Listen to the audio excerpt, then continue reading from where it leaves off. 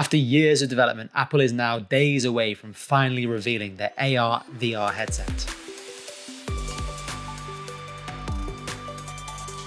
But like I said back in January, even now, with the might of Apple finally joining the fray, 2023 still won't be the year where these kind of AR/VR experiences truly break through to the masses. Yes, on June 5th, Apple takes to the stage for their annual WWDC conference, dub, and all signs are pointing to this being the year where they take the wrapping off their long-awaited mixed reality device. The product, which may end up being called the Reality Pro, is expected to cost nearly $3,000 when it debuts. Now, of course, this rumoured hefty price tag for the Apple Reality Pro puts it in a rather exclusive high-end price bracket. You won't find many other headsets with such an elevated entry point. Those of you who follow Apple closely enough will no doubt understand the rationale behind this costly asking price. Firstly, the Reality Pro is just packed with impressive tech. We're talking like two expensive like OLED panels, an M2 processor, and loads of sensors out the wazoo and cameras, no doubt. Second, and this is Apple we're dealing with here, isn't it? The company is famous for their generous margins and relatively premium price points. They just command a higher figure than most of their competitors, Third, and this is the one that really matters, is that this device probably isn't for you. Now, what do I mean by that? Well, for starters, it's always a good idea, from my point of view at least, to avoid the first generation of any Apple products. I mean, what would you rather have? But honestly, this Reality Pro device is probably carrying that Pro kind of tag for a reason. It's widely expected that this new kind of AR/VR device from Apple is aimed squarely at professional developers. The thinking here being that Apple can spend the next few years getting these hopefully impressive new devices in the hands of countless devs, who can then flesh out the software offering for the wider consumer base down the line.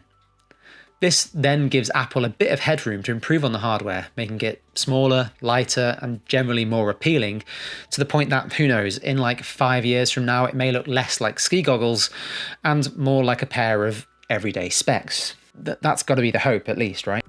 Because if Apple want to make AR specifically a thing, and all signs suggest that they do, then the form factor has got to be appealing enough so that folks are willing and able to actually leave the house wearing a pair, And this ultimately ties me back to my initial point. AR and VR in 2023 just ain't there yet.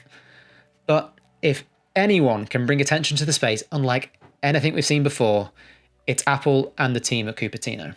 I'm really curious to see what Apple brings to the table at their developer conference. The time and effort that goes into any new platform for Apple is always huge and generally exciting, so to see how they kind of position this new device and its unique selling points will no doubt be fascinating. This mixed reality project is said to have initially gotten underway way back in 2015, and the original goal was for it to launch and ship in 2020, but we all know what happened there.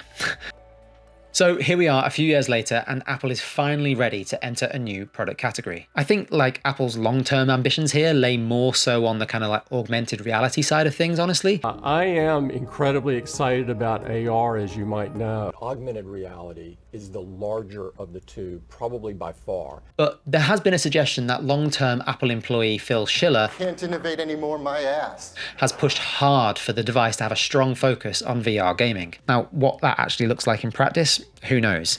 I mean, it's long been said that Apple, despite their success on iOS, doesn't really get gaming on a cultural level, But either way, I'm more than happy to see the company talk gaming whenever they do, even if that is just a scant mention during a keynote.